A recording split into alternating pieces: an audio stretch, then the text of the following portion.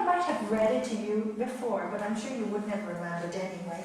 So I'll read it again. One of the poems that I love, and I put in my notebook here.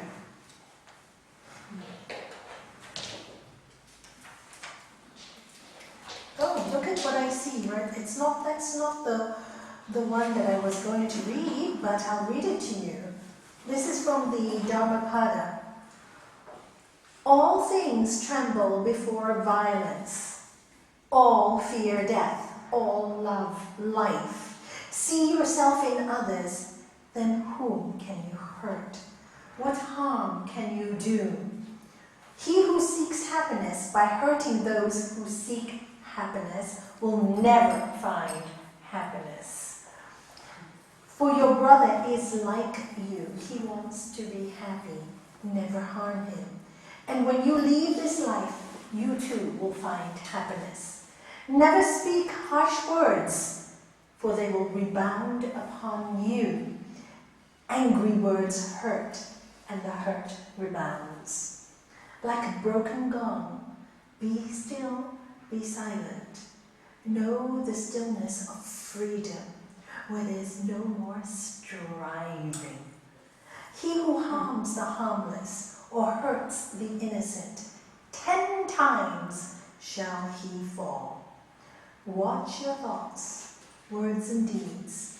May they be filled with graciousness. Beautiful. Yeah. Well, I didn't expect to read that one, but talking about harsh words, it came. And this is the one I was going to read to you. Back to God. I guess there's a message here for some of you, right? Who's been speaking so harshly to somebody else? Have you been kind? Have you been angry? Have you been thinking angry thoughts? So, anyway, here's the God. Go not to the temple to put flowers upon the feet of God. First fill your own house with the fragrance of love. Don't you love that? I love that. It's the point of going to the temple if your house is not full of love. There's just no point. Go not to the temple to light candles before the altar of God. First remove the darkness of sin from your own heart. Go not to the temple to bow your head in prayer. First learn to bow with humility before your fellow men. Go not to the temple to pray on bended knees. First bend down to lift someone who is downtrodden. Go not to the temple to ask for forgiveness for your sins. First forgive from your heart those who have sinned against you. So, if we can just do everything from a place of responsibility and from a place of not blame, no blame, then life can be very different. We can really make our life into heaven, and that's what we want to do, and that's what the whole idea of these talks every Tuesday is, to build up our strength, to build up our stamina, so we can live a good life. Really simply, yoga is living an easeful, peaceful, and very useful life. Because if your life is not useful, then there's not a feeling of fulfillment.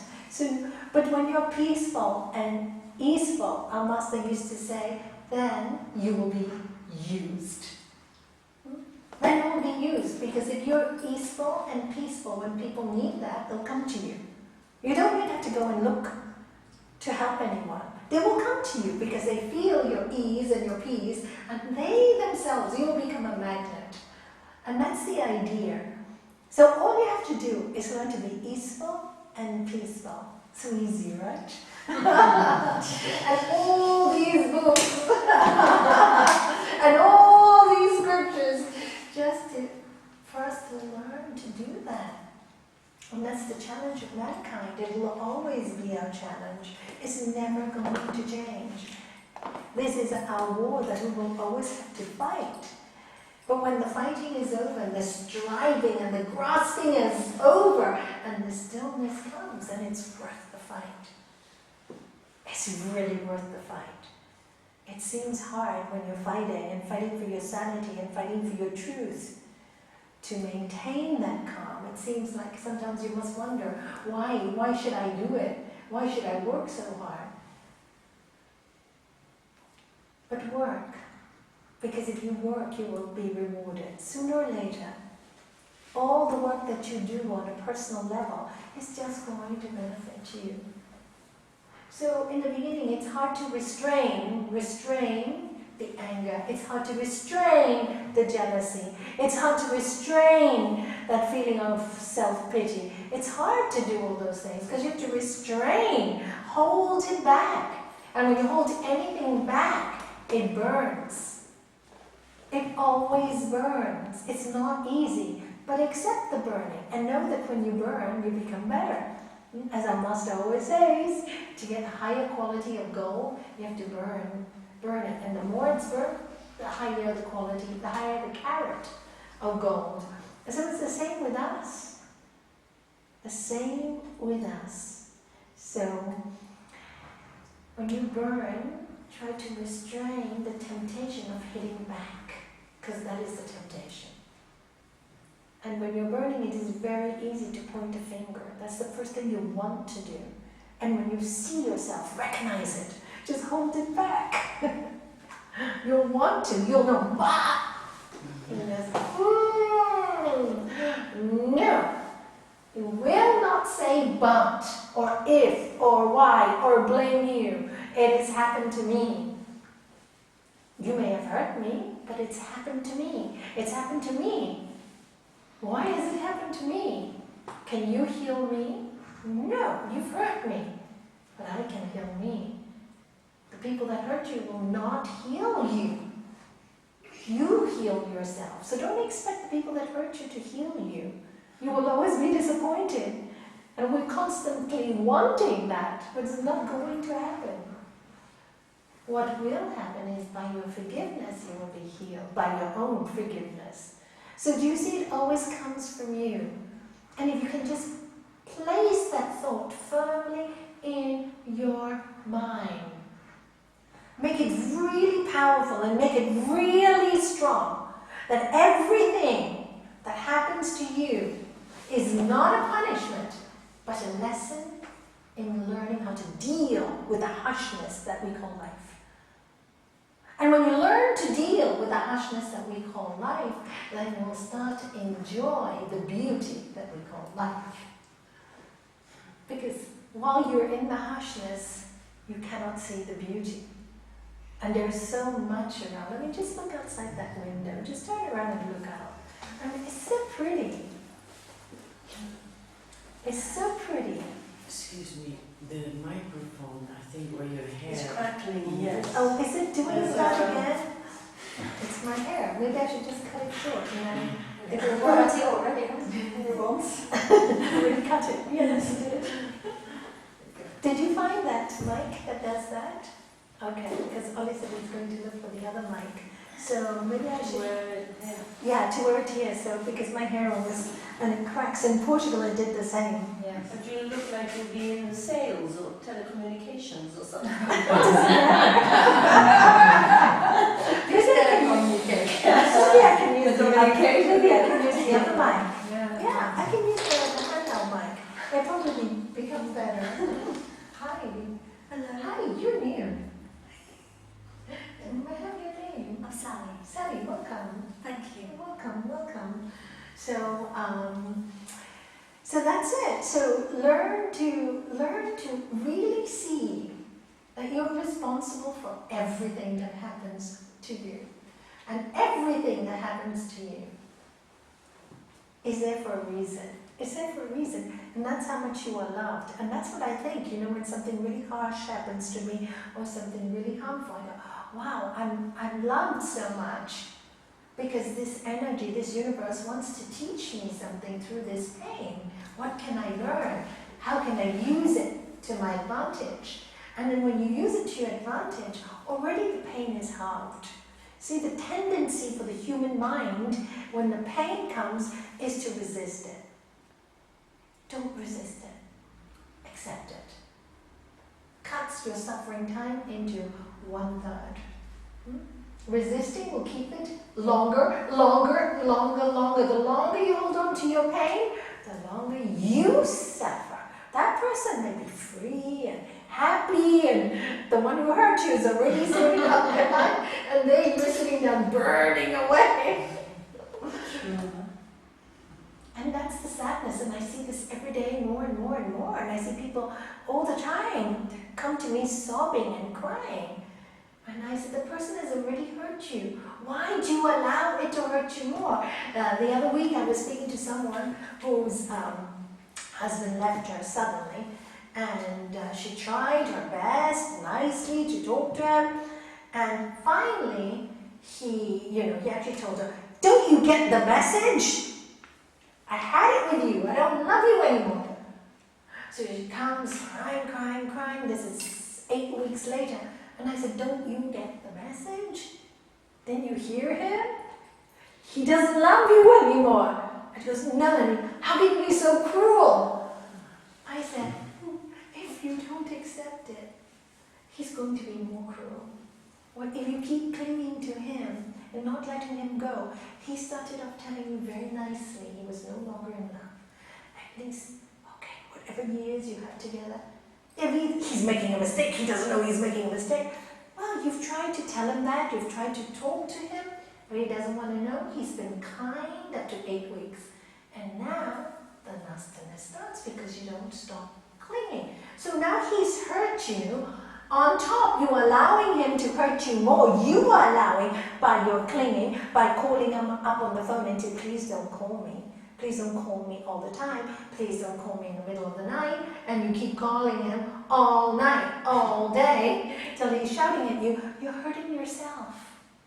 Why do you want to do that to you? And she starts crying. I said, he doesn't love you. Got it? I said, accept it. I said, you have caused yourself so much pain, so much more pain. And so she goes, but I can't. I go, then suffer. You want to suffer, then you have to suffer. I want him back. I go, he doesn't want you back. People don't get the message. So finally, I said, the only way out of this is, you just got to forgive him and accept. You just got to forgive him. And then finally, of course, it takes a long time for people to let go, a long time. She goes down and goes, how do I start? How do I start to get rid of this pain from my heart? How do I even start to let go of the grasping? I can't even think of a life without him. So I said, I'll give you 2 scenarios, and you decide which one you want. First scenario, you can't let go. You can't imagine a life without him. You go home tonight, you cry your eyes out. Your children feel the anguish. They feel torn because they love their dad. They're torn. You already told me your children can't seem to get their act together since they found out. They call you every night. They have no life of their own. Your son has a wife. She's not going to be too happy soon. Now everybody loves you. Early days, 2 months. 3 months later, your children say, Mom, I'm busy. I have my wife and my family. And they'll go off with their wives and families. You'll be alone, crying, angry, bitter. 6 months later, all your friends will be tired of helping you because it's the same story again and again and again. And from being such a beautiful woman, you become bitter, angry, and you won't attract anybody to you. So that's first case scenario. Your choice, stay unhappy. And second stage, accept he doesn't love you anymore. Start to make yourself happy in the pain. Start to go out with friends that really love you, and you have friends that really love you, and they have been by your side. Go out with them. I know it's hard, you don't want to dress, and you don't want to go out. Make an effort. Go to work. Ask your friends to tell you, your work people, to tell you good things all the time, that you need healing and you need help. Ask for help at work, and they will all help you. It says, help me through this difficult time. I'm very weak. And people would love to help you. People love to help. Have you noticed? They just really love to help when you ask from your heart. I have noticed people run It's really, people are quite kind. It's not really true that people are not kind. They are kind. And then I said, in 3 months, you'll be stronger. And I said, you're a beautiful young woman, and somebody who really loves you will come into your life, and you deserve to be loved. And then you have all this time free to do all the things that you've never done because you spent time cooking, cleaning, washing, you know. Maybe you should change your profession, learn and study and do something good. And what have you done all these years? Maybe all this has happened for you to become yourself. And maybe, oh, you know, Nalanie, I've always wanted to study. I never had a chance. I got married when I was 16, pregnant when I was 17, and she must have been about 40 something. So I said, wow, great opportunities lying your way. I said, isn't it exciting, new beginnings? You can learn new things, you can go to new classes, you can study about your mind control. There's limitless things you can do. And then it'll bring you joy. So which road do you want to go? So she said, of course, the happy road. So I said, then all you have to do is, he doesn't love you anymore. Accept it. And she said it. She managed to say it. She managed to say it. And when she said it, she was immediately light again. Immediately light. But then as soon as she was light, she said, well, when I go home, I'm going to get depressed again. I said, just go over again and again and again the 2 scenarios and ask yourself, which one do you want? It will take time before you get strong. So just keep seeing those 2 visions. See the visions, because visualization is very powerful. It's amazing. If you can see, because, you know, as the mind, so the man, right? All these books tell us as we think we become. So train your mind, and if you try to say all the time, I'm happy, it's difficult to become happy. But if you see a scene, and you see yourself doing it, and you see you can do it, and you can see yourself telling your ex-husband, goodbye, I don't need you anymore, I'm free. If you can see that constantly, thank you for a lovely time together. Now it's newness and new beginnings for you and me. Goodbye, and see yourself joyful. Then you can do it. It's really quite powerful what the mind does. You know, young people, when they come to me to do exams, people who haven't spoken in public and are frightened to. That's why I like you people to speak, because it's really a good practice to speak. It's one of the greatest fears we all have, is the fear of sounding silly, of not being good enough. But if you can get over that fear of speaking in public and not worry about what people think of you, it's a big chunk of your fears that left you. Do you see that? And this is why I encourage all the time, oh, I hate to speak in public, but it doesn't matter. It's okay, you can do it, fight it. You can fight one fear, which is so small, you can demolish the rest. They're like a pack of dominoes. Once you get rid of the biggest fear, then all of them start falling one by one by one. It's really wonderful to watch. And I've seen this time and time and time again.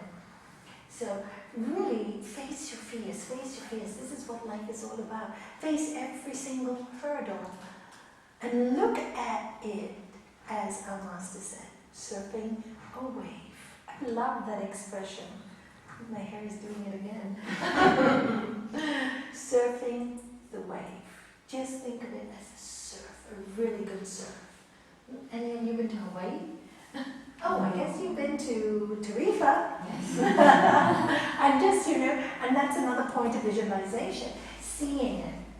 So, you know, surfing the wave. I remember when I first heard that expression, the first thing that came to my mind, I'd been to Hawaii, Honolulu, and I remember just being so impressed with all the people running out on their surfboards, because I couldn't do it. And I just ran out and whoa, surf the waves. So when my master said surf the waves, that visualization of me on the surfboard, and wow, I'm not drowning, I'm surfing the wave. So it's very powerful. Use that technique. A lot of sports people use that technique. And like I was saying, students who come to me and say they can't speak, and they're scared because they have exams, English oral or Spanish oral exams, and they're so frightened to speak. I make them do this creative visualization, and first with me, close their eyes, and then they see themselves enter the room, they see themselves feeling their knees shaking when they enter the room, because this is all real. I'm not going to say the knees are going to stop shaking the first time. They're not. They are going to shake. So the knees are shaking as they enter the room. They're called out, and they're thinking, my knees are shaking, but I can do this. And suddenly they see themselves talking, and then everybody's applauding. And this happened with this 17-year-old girl who never spoke. And when she did her exam, now she really did it for 6 weeks, every single day. She did this practice. And when she did her exam, the teacher and all her classmates were shocked. Not only was she good, they couldn't stop laughing. She was funny. She herself didn't realize that she had such an incredible sense of humor. And she couldn't believe it. She ran right after the exam. I remember those days I was teaching at the Hindu temple many years ago. And she ran to me right after and said, "It worked, it worked." I said, "Now you're free for the rest of your life. Go into university with that spirit and use it for everything that you do." Because pictures, if you can see pictures, it makes it very clear. So if you can see the highest knowledge which the Gita teaches us, and all these scriptures teach us, Bible, etc., etc. So if you can see the highest knowledge in your mind, the highest knowledge is, I'm really not this body. I am really not this mind. I am spirit. I am spirit. That's the highest knowledge. If you can really see that all the time and know that your life is on loan, then you will make sure automatically that you will not waste your time on earth. You will not, because now you know your life is on loan, you know you're not the body, and you know everybody else. Because if you know for you, you know for everybody else. Our master used to say, know the microcosm and you will understand the macrocosm. I never understood that, but with the practice of meditation, I understood over many years that when I understood who I was, I understood who everybody else was too. The only difference was maybe they didn't realize it. And that's why I'm doing this work. So that everybody can realize it, just knock us back into our senses, really, basically, bombard you on a weekly basis, whatever it is. You're the spirit, you're the soul, you're the spirit, you're the soul. And one day, it may take years, it'll hit. I remember once, Gita, you taught me a great lesson, you know? I was at a stage, I've been teaching for about 8 or 9 years, or maybe more, and I was at a stage of, don't know why I do this, you know? What's the point? There's so much to do in life, why am I doing this? You know, I can't change anybody, I can't help anybody. I learned that people have to help themselves very, very early on in my work. So I'm just lending a hand, but I can't do much more. I can't change anything. So that day I was seriously thinking, you know, I've built the center now, maybe, you know, let people work it themselves out, and I'll go and get really deep in the scriptures and be on my own. And then, because every week I say the same thing, and then this girl one day, I remember so clearly, I was saying, as the mind, so the man. But I went on like today about the mind. And after the class, she came to me. She said, "Nalanie, today you said something that really made me think." I said, "What did I say?" Really made you think. She said, "Exactly, that's the truth. What you think is what you become." And I said, "I think I've been saying that for 8 years Penny dropped. Yeah, yes. Actually, she had so many big penny drops in her life that, you know, actually passed on to me, so I can, and I realized, oh my God, now I know I have to keep doing it. You know, and then with many others, I realized 10 years, 12 years, 14 years, 16 years later, one of my students the other day kept on saying, "I'm not anxious. I am not nervous. You have a little problem with your anxiety, just say it." And I go, "I am anxious. No, I practice and now, I'm fine, I can overcome everything. And for the first time, a few weeks ago, she said, you know what? I suffer from anxiety.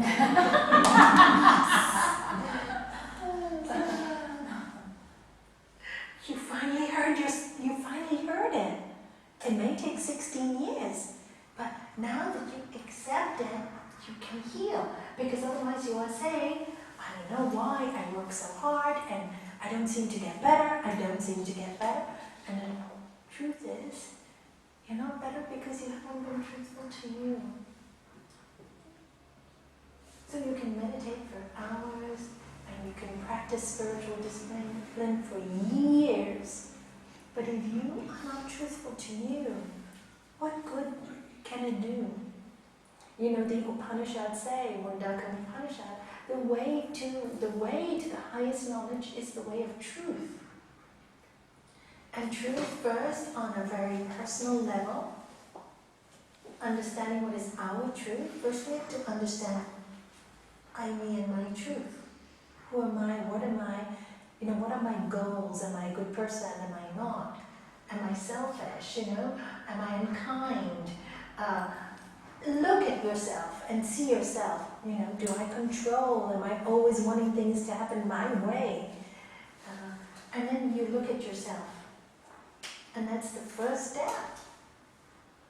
And if you can find yourself, and then find also in that truth all your brilliant qualities, because many times in today's world, I see people are so low in self-esteem, and they're not truthful about their brilliant qualities. And some people have magnificent qualities. They're amazing human beings, and they have a quality that they just don't use.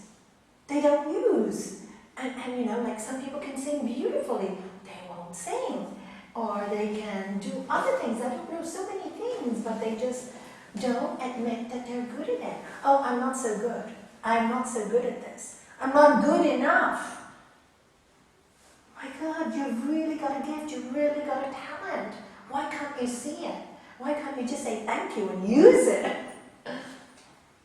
Oh no, people are better than you, but people will always be better than you, and people will always be worse than you. Aren't you lucky to be average? You know, Arjuna, as I said, when we're doing the Gita, right? Arjuna was average. He was not the best of brothers in the sense of goodness. He was not the strongest. He was not the most artistic. He was the great warrior, but he was the average one, the middle one. From the 5 brothers, he was the middle one. And Lord Krishna, as God reincarnated in man, appeared to the middle one. So what does that tell you? Sometimes, you know, you hear people who never do much spirituality, and never make a big deal about their practices, and they get incredible visions. Haven't you heard it before? And incredible things happen to them. Only because they don't have the blockage that sometimes spirituality gives us. The blockage of I'm better than everybody else. I call that a blockage. Or I learned to do this now so I can control. Again, it's, you know, like Gurudev would say, a steel cage or a gold cage. Still a cage. And here, we want to feel the feeling of freedom in everything we do and say and love and laugh, you know. This is what we want of our lives. So let us every day practice this. Practice this. It becomes such a daily practice.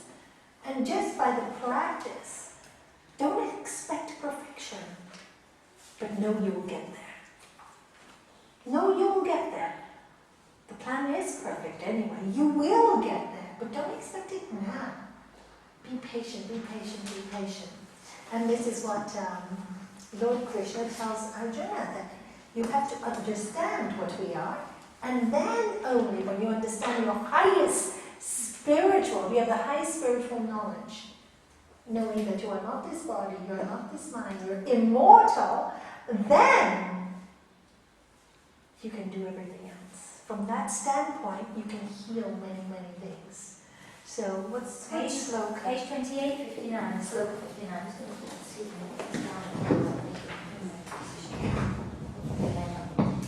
Thank you, Shanti, that's better. But Nalanie, that's what we're learning now, because most of us didn't have a Krishna in our lives like Arjuna has. Yes.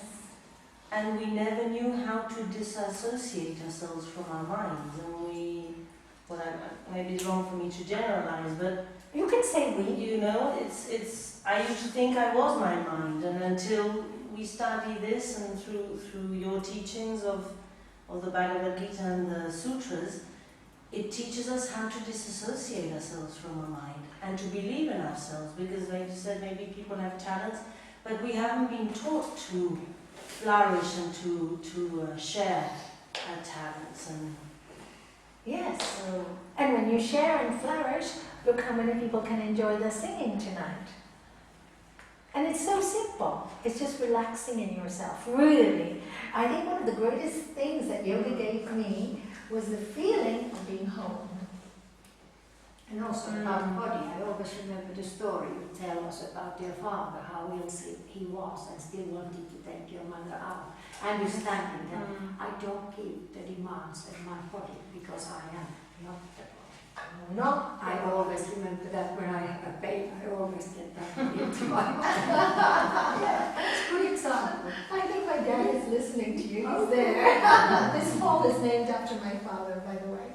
Yeah, he was an incredible man. I really couldn't believe it. 2 days before New Year's, he had a horrible operation. He was so ill. And he got dressed for New Year's Eve because he had to take Mum out. He didn't want Mum to be, that's really selfless service, you know.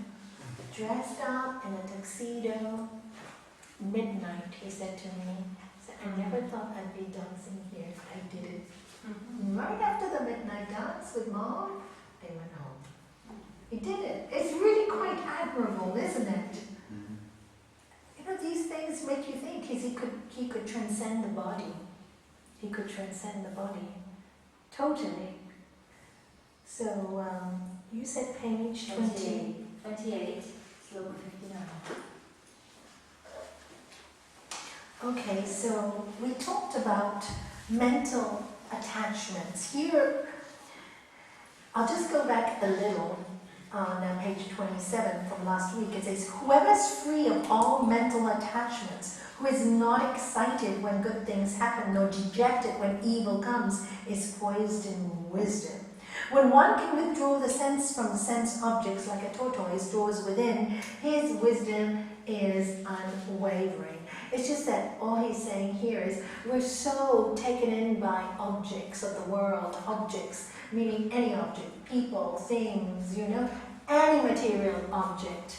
We're so taken by all the objects that they control us. But when we become centered, when we become still, then none of these objects can affect us. What happens is we just enjoy all these objects. In fact, you can enjoy it more. Because when you don't want to own something, and there's no feeling of possessiveness, you can enjoy it more. Isn't it true? When you want to possess something, there is a fear in it. What if I lose it? But if you think nothing is mine anyway, and you come from that freedom, then you enjoy it all.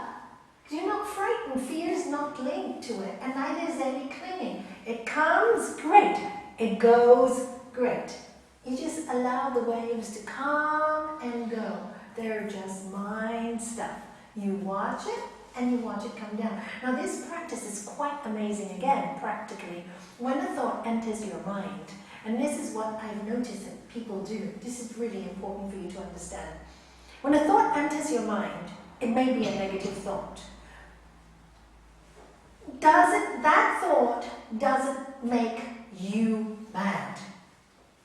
It's a thought that enters your mind. So many people will come to me and say, Nalanie, I'm such a horrible person. I was wishing that, you know, for example, I'll give you a very clear example. After my husband had passed away, somebody came to me and her husband had cancer. And she came to me and she said to me, Nalanie, I'm horrible, I'm feeling so guilty. She's feeling really horrible. And I said, why? She said, you know, sometimes I look at my husband and she starts to sob and she's saying, I wish he would die. And then when he gets more sick, I think, oh my God, I'm so evil. He's got more sick because I wished he was gonna die. And I took just sobbing. And I said, do you love him? And she said, so much. Well, why do I wish this? I said, because of course I had my husband very sick. And when you see somebody so sick and suffering so much, the soul knows that you shouldn't cling. So the soul brings a thought in mind, let him go in peace. But then everybody else is telling you, why are you doing this? So then you feel guilty. Why am I thinking I want my husband to die? I don't really want him to die. It's me that's wishing him dead. It's not like that at all. You got confused. You just saw that he was so sick and you didn't want the suffering anymore. She said, oh, I'm not an evil person. I said, no. I said, are you looking after him? She said, all the time, but I can't bear to see himself. I said, see, did you hear it? You can't bear. That's why the wish, let him die so he doesn't suffer so much. And it's also hard for you to bear it. It's hard for you to see the pain. Accept it. It's normal. And she went away so much better. So you see these mental attachments, they're just thoughts. And I said, anyway, these thoughts do come to the mind. About death. Of course, if you're somebody lying in bed with sick, you're going to think those thoughts. It's normal. But what you don't do is you hold on to it. You allow it comes, it's normal, happens to everyone, and then you let it go. You don't grasp it and make it yours. Do you see the difference? You let it go. You let it go. Yes, it's there, and it's probably preparing you for death. And of course, by the time the husband died, a few months later, it's never going to be easy, but at least she didn't go with that guilt. If she hadn't sorted that problem, she would have thought that she allowed him to die. And can you imagine how horrible that must be to live with? So, she thanked me a lot. And I said to her, well, don't thank me, thank my husband. He taught me that lesson. So, that's the truth. So, here it just says it's the mental attachments. 59. By abstaining from sense objects, they will drop away. Longing for them will also disappear upon realizing the highest truth. So here it says sometimes you get very attached to things. You can't help it. You just get so attached. So when you find yourself grasping, abstain. It's like an addiction. Now we're talking about addictions. Abstain. Stay away from. When you say, sometimes even in relationships, when people start to grasp too much or start to cling too much, I tell them, maybe you should have a little separation. Because the moment you start grasping or clinging, it starts to be uncomfortable. It starts to be full of fear. It starts to be very uncomfortable. It's just uncomfortable. And the beauty that you have in the relationship, the beauty is lost because of clinging. So I said, stay away for a little while. Stay with them, and then practice on not clinging. Practice on loving. Loving, not clinging. Nothing is yours. Practice living in the moment. And practice that for a few days, and then you go back to your partner. And you normally see when they have that 2 or 3 days break or a week break, and then they go back, it works. So when you see yourself clinging or getting very controlling, the mind started to control, abstain for a little while. Stand back. Move away. And then it says, now, longing for them will disappear upon realizing the highest truth. Now, by standing back, it doesn't mean your longing will go away. You still have the longing. That's the hard part of addictions. It's the longing. And is it that too will disappear when you know the highest truth? And what is the highest truth? You tell me. What's the highest truth? I'm not this body, I'm not this mind, immortal self I am. I'm not this body, I'm not this mind, immortal self I am. Truth, knowledge, bliss absolute. In all conditions I am knowledge, truth absolute. Should I put some lights on? Yes. Okay, let's do, they're just behind Vicky actually. Vicky, just behind you. Turn around, and we got a light. And they will relight. We have loads of light.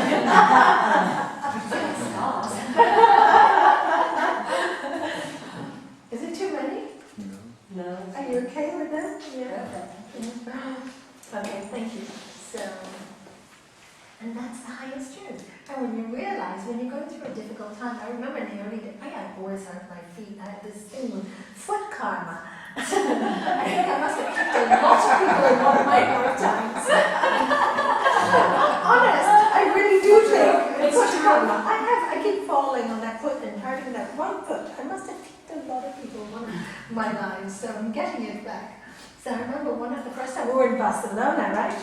And I had to give a talk somewhere, and then after that we were invited out for dinner. And the person who drove us there forgot where they parked our car.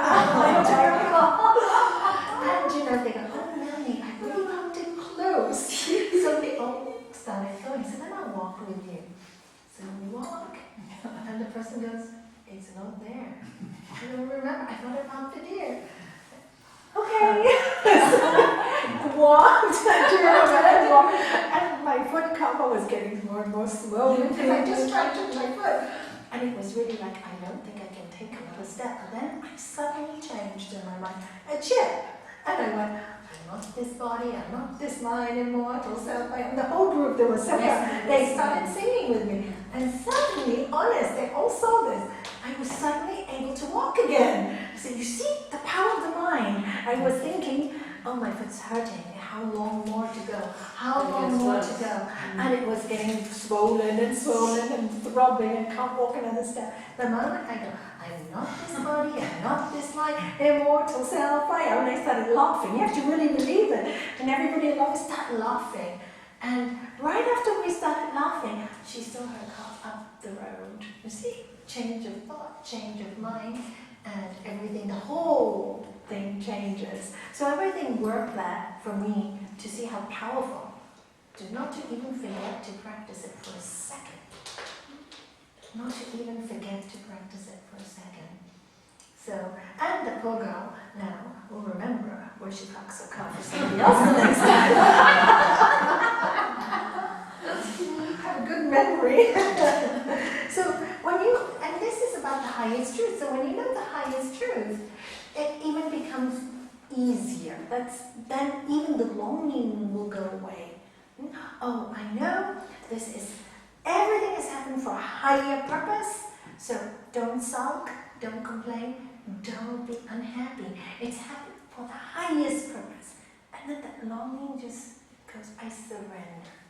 I surrender. I surrender. This is what the universe wants me to do. I surrender. Okay, so then you keep yourself happy and joyful. If the senses become excited, Arjuna, they will carry away even the mind of a wise person aiming for perfection. Even a wise person can be carried away if your mind is not perfected, if you get too excited. Try not to get so excited. Be happy, be joyful, but don't get so excited. You know, people get so excited. That's so excited. You all know it well. High highs, low lows. It is. You always get, when you get so excited about something, so excited. I had this vision and da-da-da-da-da. Now I have this vision, never comes again. 2 months later, depressed. I had that vision, I can't get it again. It's because you're striving for it. Vision came to you when you're peaceful. It's not going to happen when you're striving. Do you see? So even a wise person, can constantly be tempted or can sway. So don't worry if you sway, don't worry if you fail, because even a wise person can. So if you become too excited, so watch out for getting too excited. I see people all the time get so excited, they're going to get this, and then when they get their new car or their new house, then they get very depressed afterwards, because it's not. One of our students, I remember she wanted a new car, beautiful car. She got the beautiful car. She got really excited. I got my new car. Second day, bang, somebody hits it. Second day, angry, screaming, shouting. And I said, oh, I thought your new car was going to make you happy. It's added another worry. And after that, she got the message. It's only a car. You got too excited, so the gods decided to balance you. Well, you told me that too once. You had a story. You got a new car, and what happened? Some bash into the back of it. Yeah, because he was so excited about getting a new car. And then the next time we got a new car, his children on the first trip vomited all on the back seat. And now he goes, I don't really care what car I have. Isn't it true? So you lost the attachment to having. Wait till they grow up before you get another one. You see, life teaches you to lose your attachments naturally. It teaches you. And but if you have the higher knowledge, it's just a car, you don't get wrapped up in it. So don't get too excited. You will get. And really, this is another truth I know. I remember my family had a apartment in Harley Street in London, and we used to stay there often in the old days. And my husband used to park the car there, and there was this caretaker, and they always used to chat, and he was playing the football pools all the time. And him and my husband would chat. And a few years later, we hadn't gone to the apartment, we found out that he had a heart attack and died. Do you know why? You won the lottery. He won the football pool. Oh my God. He won the football pools, which was like, I don't know, millions payout. He died of shock. He died of shock. Wow. I won't die of shock. No, you won't. Just don't get too excited. If you don't get too excited, of course you won't. But he really, had no other. He was doing like this for years and years and years and years. And so his whole mind was just there. And of course, when he got it, it's too much for him. It was way too much. Everybody else enjoyed it winning. So, It's like you also hear about people looking forward to retirement so much. And then sometimes they retire, and then a week later, a month later, they die, or they get an illness, or... yeah, and the lawyer, maybe you know this, Esther, a lawyer was once telling me that she said that a lot of people come here to Mumbai, etc., to retire. And then what happens? They come, they're strong, they're healthy, they have enough money in the bank, but they play golf. 1 month, 2 months, go out for dinner, go out for lunch. 3rd month, the same. Then they get stuck developing all these illnesses. Not only do they start developing illnesses, they start becoming small-minded. Everything becomes a problem. The electricity, the water, and then they start complaining about everything that is Spanish. And when they came the first few months, everything is slow, and then they get themselves in fights and arguments. And I told them, why did you bother to retire? When I met you, you were strong and healthy and happy, and you were working. And the moment you retired, you become angry, bitter, and petty, looking at all the things, because you're not busy enough, you need to work. And that's so true. And so many, and one person came to me waiting for retirement, from a very incredible job, right? And he came to me so depressed. He said, I work for this big company, and I was important. The moment I retire, nobody invites me anymore. Nobody, it's like I just was part of a number. I said, yeah, to them you are, but you're not to the God within, so which road do you want to take?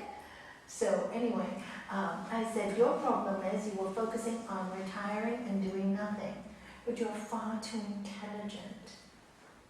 So what do you focus on? They didn't invite me to this and that, and I become like a old lady, you know? So I said, start to do something. And he did. He took the advice immediately. He realized I need to be useful. So he started to join different organizations, Rotary, this or that, to get himself busy again, to feel useful again. And To find your passion. to find the passion, yeah. Because while we're living, we need to work. And this is one thing I loved about my father. He, 2 days before he died, he was 86, 2 weeks before, he was still in the office. The day he was taken to hospital, he was bleeding all over the place. Still went to the office. He didn't tell my mother. My mother just saw the blood in the bathroom. She realized it was my dad. Called him and better take him to hospital. He was in the office. So you see, but at least you got your mind distracted. And it doesn't become so hard. You know, whatever work you do, I mean, for him was his office, but for other people, there are other things. You have your talents. And if you want to retire, you use your talents to serve others. And then you become useful in the world. You become so, so useful. And then you feel needed, you feel loved. And then you want to live. There's an excitement in retirement. Now you can do so many things. Look at Annie now. I talked about her. She moved to Sotogrande, but she's taken over the town. She has as well. She has. Right. She took the town all over. She's introduced guitar lessons. She's French lessons. Oh, by the way, we need a good French teacher. She's there. But you know, so many things that were introduced that wasn't there. And you know, from retirement, she became like energetic and fabulous. And you know, she's helped me with this whole garden, but she's much stronger than I am. You know, do you mind if I ask your age? Because I think it's amazing. 69. She's 60. Wow. And when I saw her carry the pots and I couldn't carry, I felt ashamed. I said, Annie, let me carry. She goes, no, I'm stronger than you. Do you know, I was so impressed. I was really so impressed. I said, I wish I could do that at 69, carry heavy pots. I'd love to do that. It'd make me so happy. Why would anybody want to retire to become weak? No, you need to be strong, you know. And really, I was impressed. She doesn't get tired. It's fabulous. And retirement makes you lose all your strength and energy. So that's why Buddha says that one of the worst crimes is laziness. Because it's a downward spiral. But if you work, it's an upward spiral. You have no time to be lazy. And you know the saying, give a busy person a job to do. They'll do it. And I've seen that happen all my life. The busiest one will be the one to help. And those are all day. Oh, but Nalanie, you know, I have my maids coming in, and then I have to, oh, so lucky. And then I have to be there for lunch. And I have no time. And yeah, you're so lucky to have time to sit down for your lunch and sit down for a cup of tea. Well, these days I don't want his lunch. Do you know? And you start to think, oh my goodness, and then you're so like so tired and so exhausted, and that's the energy we need. We need energy to live in this world. We need to inspire ourselves to create that energy, and energy attracts energy. And if you're lazy and you sit at home and expect things to come to you, it will not happen. It will not happen because you're not churning the energy. You need to churn. You know, one of the things I used to do, I used to have a retail shop, and this is so amazing. And I proved to my husband, I wasn't even in yoga those days. I just knew about energy. I was in a retail shop working, selling clothes, and we used to have quiet, dull days. And everybody, all the staff sitting, we're two staff and had enough of this. So what I do is start walking. And my staff thought I was pretty crazy. Tell me, what are you doing? My husband, come on, what are you doing? I said, I'm creating energy, and I just walk around the shop. Just walk. briskly, because the shop was quite big, it was double this size, briskly. And then I was like, we'll change all the clothes on before we just did it yesterday. We're doing it again. The moment I start moving, people start coming in. It was every single time it happened. So of course when I left to go, when my kids were educated and finished my dharma working in a shop, I told my husband I'm going to do yoga. And he said, now the energy is going to leave the shop. And I said, that's not right thinking. Because you can create it. And the staff create it. You can't depend on me. But you now have to create that energy. And that's what it is. It's creating energy. And movement creates movement. You have to go. It's okay. I have a job interview. Okay, wow. Thank you very much. Let us know. We'll send you lots of energy. Thank you. That's the job. Good luck.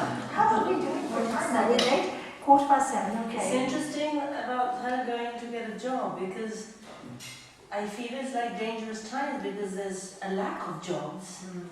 So it brings more laziness because there's more people inactive out there. Maybe it's time to look inside to get passions and to try and do passions or learning something rather than fighting, trying to find a job or... Yes, that too. Because you see, work doesn't have to be external, it can be internal work. And while there's no time, while you can't find a job, you can build up on your talents. And nowadays, it's so easy to do that with the internet. You can take any course, there's so many free downloads and things that you can learn from. Take the time to study, take the time, for me, I would take my time in spiritual practice. Any extra time I have. It's mantra and spiritual practice. Why? Because if I got that right, everything else will fall into place. As it says in the Bible, seek me first. yeah, and all else will come on to you. And all else will come to you. And you know the story of that, right? There was once this king, and he told his ministers, he said to his ministers, today, tomorrow, I'm going to put everything out on the terrace, everything I own, and I'm going to call the villagers and tell them to take whatever they want. For one day, they can all come and take whatever they want. So the whole day, people were grabbing things and taking things, and everybody was going. And then finally, when everything was taken, the king was standing there. There was this lady, and she just stared at him and said, aren't you taking anything? She goes, no. What do you want then? I take you. And he had promised. So by taking him, she got everything. Not one or two things, but everything. So whatever time I do have that is for me, that's my time with God. I call it whatever you want to call God, Jesus, Moses, whatever, nature, trees, no problem. But talk to your God. That's every quiet moment is chatting, or just quiet, or just sitting with, or being with. Just being with God, just hugging God within you. It's a nice feeling, it's a warm feeling of being home, you feel home. So for me, do that. That's the highest. And when you can do that, everything else, at least for me, it's proven in my life, just falls into place. I don't have to think much about falling. In fact, the last few months I felt too much. I'm exhausted from thinking. I'm not used to it. Where does this go? And this paint, and this gold paint, and this color, and that one is so much thinking. And, with the house build and this build, it's too much thing, it's too much mind stuff for me. So, and that's what's exhausting, more than anything else. So much thing, I'm just quite happy it's all come to an end. Nearly. But that's what we all need to perfect in this life, because we all have jobs to do, or children to look after, or house maintenance, or whatever it is, and it's finding that balance in the mind to still be in the world, but to retain that peace inside and that strength. The secret of that is efficiency. Be efficient, be focused in the work. Then things can happen very quickly, decisions are made quickly. I have noticed that people take too long to make decisions, so things drag out for a long time. People tell me they have a lot of trouble with their homes and building because I don't like this and I don't like this and this and that. You have to make sacrifices. It has to be give and take. And if you're willing to do that, make quick decisions, things have to be done very efficiently and very quickly. There will be things that are wrong and there'll be things that are right, but that's part of life. And don't worry too much about that. And then you can float along. And this is where it starts. It's all the resistance to life, you know? And it could be better. Of course it could always be better.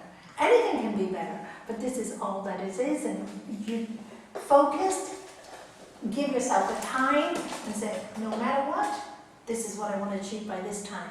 And this is what I did with my mind. This is what I want to give with this time. So give everything. And then after that, forget it. It's back to my work that I love and it's so easy and flows, you know. And then when you make, that's why it wasn't even, still not ready. I said, we're starting. I gave myself a date. We start on that date. I told the workmen, whether you're finished or not, I start on this date. So they have no choice. They know I'm walking in. So don't come in with the kitchens and say you need to come in because I'm not going to allow you in. So, and the kitchen is not in. I told them I'm leaving next Monday. So if it's not in by Thursday, Friday, your problem. You'll have to find another time when I come back. Do you see? Don't get attached to these things. And then things work. You just carry on with your life. You don't stop your life. Do you see? Most people stop everything because one thing goes wrong. No, keep it going, keep it going. Things go wrong. It's normal. But set your limits and tell people your limits so that they know. And if they don't adhere to them, that's their problem. It's not yours. No point worrying about it. It's not going to change anything. But you make your dates and you know this is what you're going to do on that day and stick to it. Sticking to something and commitment gives you great strength, right? If you commit to something for a long time, without a break, and do it well, it builds, as Sri Patanjali says, it builds perfection in action. Whatever you do for a long time, without a break, and with all your heart, creates perfection in action. Because you get good at it. I mean, look at people who sew. They sew for a long time, and suddenly, you know, like today I had the part-time come and help me, and she said, oh, your white's broken. I said, I guess I'll have to sew it. I'm really slow. She goes, you want me to do it? I said, you don't have time. And then she goes, no. And she goes, 1, 2, 3, 4, 5, and done 1 minute. It's done. What would have taken me 15 minutes took her like no time at all. Perfection in action. Well, I've done it for a long time. Loves it. See? Loves it. Practice and perfection in action. I don't love it. I haven't practiced it. So, imperfection in action. Do you see? Now, do I want to be a good seamstress? No. Not in my list of priorities. Happy to see somebody else who's brilliant. And I thank God for these brilliant people who are good at these things, because I'm not. Do you see? Then you find out what you're good at, and you say, this is what I'm good at. I don't have to be good at everything. I'm not. Many things I'm not so good at. But I have to focus on what I'm good at, because then I can get really good. And that's, you see, a lot of us waste a lot of time trying to don't make us feel alive. Yeah. Lots of us. You know, I always say, unless you have a particular talent, don't spend hours and hours and hours practice something that will give you nothing. Then you get frustrated in the end. You wanted to do this, but you can't do it. And you want to be famous and you can't. You just get frustrated and angry with yourself. What's the point? Why not look at what you are good at and perfect that? Perfect that, you know. If you're a great photographer, then perfect it. Go all the way with it. Why not give us some of your photographs for the walls? You know? I was just thinking. Yeah, and we can sell them here. You give a percentage to charity. Whatever. You know, there are ideas all the time coming. We just keep using it. Enjoy your class. Okay. No, take care. Oh, I just need to tell you, I'll finish now. Anyway, that for the next 2 weeks, I will be away in the States. So, Which 2 Tuesdays? 2 Tuesdays, because I arrived back on the 2nd, but at lunchtime, and we would have been traveling all night from the States. So Second of the 8th. So do you want to have a break for 2 weeks, and or would you like to meet? I was going to ask for a vote, or we just cancel the 2 weeks and come back after 2 weeks. Yeah, would you prefer that? Yeah. It's never the same. It's never the same. We could do something like last time people want, but not this time of. Yeah, because we need you. Thank you. Well, if you want to do, if anybody wants to do some hatha yoga, and if you want to use the hall, please get in touch with Les. He's going to be house sitting for me. Okay. And the weekends, my children, so probably nobody here on the weekends because they're going to have family time. But Tuesday, if you want to do the hatha class, just let us know. And So he'll, if there's yeah, any interest, he's house that's sitting. all. Yeah, Thank you're you. welcome. Tuesday will be a great time. Wish I was here for your hatha class. We'll return on Next the 8th, time. Nalanie. Second, the 8th. The 8th. We return on the 8th. Okay, so there'll be 2 weeks. Yeah? So we'll to finish one last sloka, and then, oh, by the way, when we come back, Shanti will have some of these books available. Now, how many would like the Living Gita? Because while I'm in the States, I can order more. So could you give Terry one? Anybody else There's would one like the there. Living There's also Gita? something to brought in the shop as well. When we go to the Yes. box, we do have some for sale in the shop. So, okay. And there was a request by Esther as well. this lady for the Sri Guru that you were playing a couple of Tuesdays ago. The CD? Sri Ram, I think. Sri Ram. Sorry, Sri Ram. Okay, that, So beautiful. isn't it beautiful? Should we do it now with meditation? Okay, Yeah. let's do that. That's God's plan. I love that. Yeah, let's do Sri Ram with a meditation.